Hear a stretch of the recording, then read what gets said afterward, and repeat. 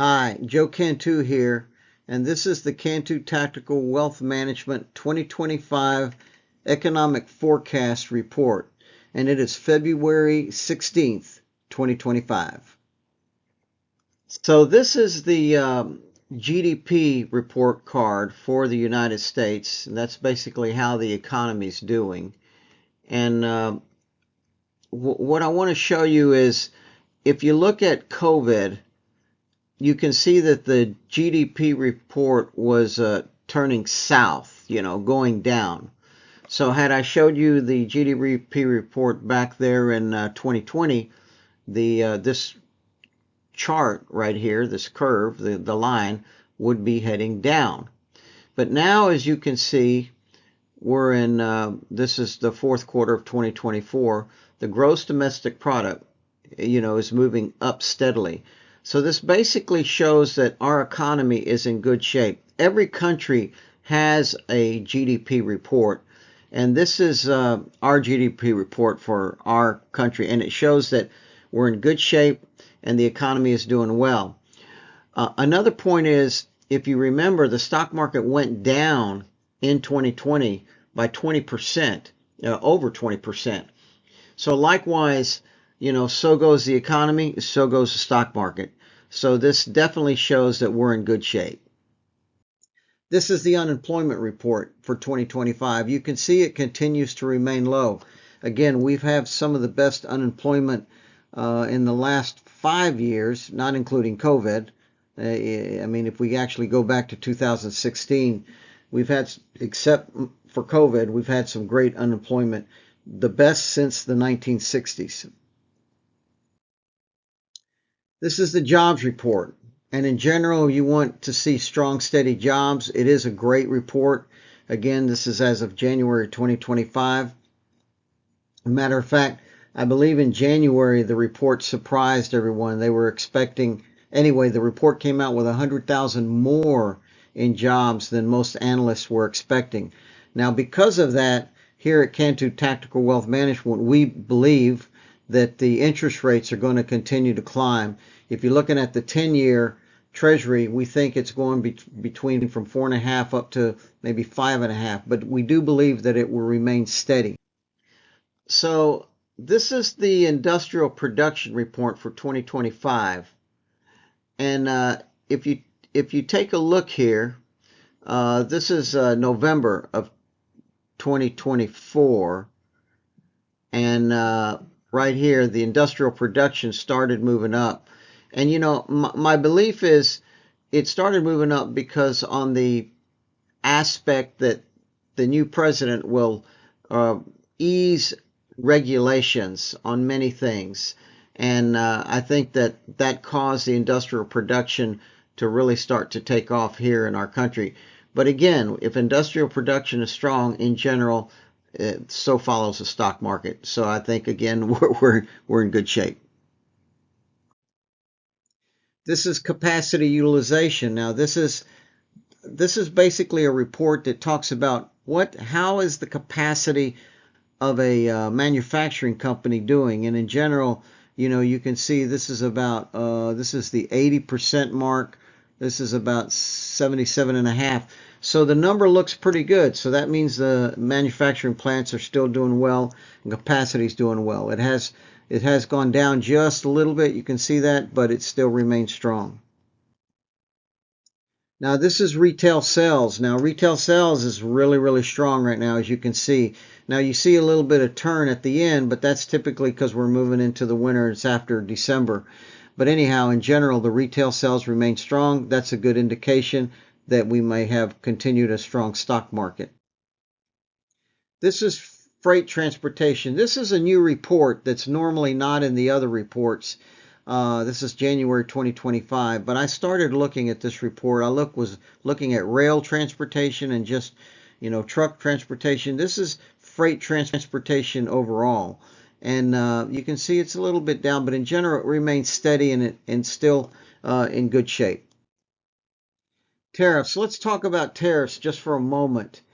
So in the tariff situation, I believe that tariffs is President Trump's international negotiating tool.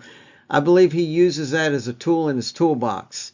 And so I believe that the effect is going to be emotional for the first 6 months before we actually see any results from it. We don't know how the other countries are going to respond, but we will act accordingly for preservation of principle for our customers. I believe it does encourage companies to build in the U.S. Manufacturing plants. That's why, you see many car companies like Nissan, Toyota, Honda that have manufacturing plants in our countries to avoid the foreign tariffs. And I believe that President Trump's agenda is to try to get many of the chip companies. I was in Taiwan and I was in Penang last year, and it's truly amazing how many technology companies are in those two countries. And I believe that President Trump wants to negotiate for many of those plants to move here to the United States. So we'll see what happens accordingly. Now, I want to take a moment and take one step back and look at the stock market as represented by the S&P 500 in 2024 and conduct a quick analysis. So what was the performance return for the stock market in 2024? It was an amazing 25%, but there's a little bit of deception in that number. Now let's see what the return is for the top 7 without the top 7 stocks in the S&P 500. So if you take out the top 7 stocks, then the other 493 stocks as a group only made 10% last year. That's right. The other 493 stocks of the S&P 500 only made 10%. So these top 7 stocks are commonly known as the Magnificent Seven. And sometimes it does change in that order. But why are they so important? As a group, these 7 stocks in 2024, they made a whopping 64%, adding 15% to the total performance return of the S&P 500. Now, that's crazy, right? So performance is no guarantee of future performance. I just have to say that. Again, I need to say that past performance is no guarantee of future performance, and you can lose money in stocks. I have to say that because this is a public video. Anyway, I wanted to move on and talk about who are these 7 stocks called the Magnificent Seven. Well, they are Alphabet, also known as Google, Amazon, and many of you who are our clients here at Cantu Tactical Wealth Management own some of these stocks. It's Amazon, Apple, Meta Platforms, also known as Facebook, Microsoft, NVIDIA, which is the AI chip, and then Tesla, which is owned by one of the primary stockholders is Elon Musk.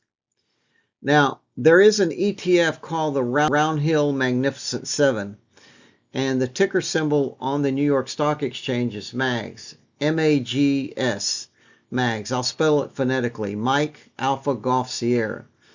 And we have added that. Now, some of you may ask, so what is an ETF? It is an ETF with these 7 stocks in it. But if I'll put a link in there, and I have another video that talks about what an ETF is on one of my other channels. An interesting fact is there are actually 2 S&P 500 indexes. I want to talk about that just for a moment. There is a size-weighted S&P index and an equal-weighted S&P 500 index. That's right, there's 2 indexes. So what is the difference for the 2024 performance of the size-weighted S&P 500 index and the equal-weighted S&P 500 index? The size-weighted index made 25% return, while the equal-weighted only made 11% return. Why is there a difference? Well, the equal-weighted S&P 500 has 0.2% holdings of each of the Magnificent Seven stocks in it, the total holdings of the Magnificent Seven is only 1.4% in the equal weight S&P 500 versus the size weighted, which it's 30%.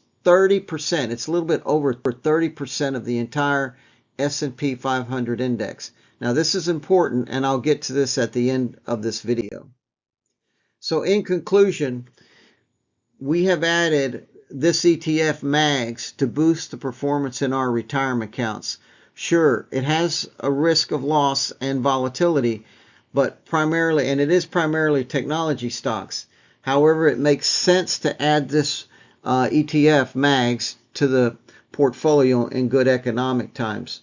So we remain equity heavy, and we believe that interest rates will be moving up to about maybe 4.5%, 5.5%. But we do believe they're going to remain stable. And again, with the higher jobs report, that's why the Fed is probably going to raise interest rates just a little bit. Now, we have increased the Magnificent Seven stocks. So in general, in the past, we have traded more as an equal weight portfolio, where, you know, all the stocks, when we're buying equity positions, all the stocks have the same positions. But now we have changed the method on which we're addressing our investment portfolios to reflect more of the size weighted like the S&P 500. So we have increased the Magnificent Seven positions in our investment portfolios to hopefully produce a higher return. Now, and then in addition to that, we have added MAGS, the Magnificent Seven ETF, to the portfolio as well. Now, from this economic report, I showed you that in general, the U.S. remains intact and in good shape going forward. So that is one of the reasons we feel comfortable by adding these Magnificent Seven positions to the accounts to hopefully yield out more performance in the accounts overall over time. Again, we will key on preservation of principal. You know, if we see the market drop in a significant amount, we will take reactionary events. We will sell some positions to reduce our equity exposure. Anyway, we'll see how the tariffs play out, but this is our report. Joe Cantu, Chief Investment Officer of Cantu Tactical Wealth Management, is your host and has over 30 years of experience in the retirement money management profession. He is a West Point graduate with a master's in business administration and has worked for 3 of the largest Wall Street firms as a stockbroker and portfolio manager. Over 10 years ago, he created Cantu Tactical Wealth Management, which actively balances and selects investments based on a tactical approach rather than the traditional strategic management method. Instead of the buy and hold philosophy, he believes in the pursuit of finding investments showing momentum, performance regardless of the direction of the market. His experience includes IRA accounts, 401k rollovers, trusts, endowments, defined benefit plans, 403bs, and 401k plans. Additionally, he served as a night college instructor for seniors, teaching high net worth retirement and estate planning for 14 years. Podcast views and personal opinions are for educational and entertainment purposes only and does not constitute a recommendation. Investing has risk of loss, and you should consult with your own advisors for any financial decisions. Cantu Tactical Wealth Management and Joe Cantu are a fiduciary firm and registered investment advisor in the states of California, Florida, Georgia, and Texas, providing pure independent advice and money management.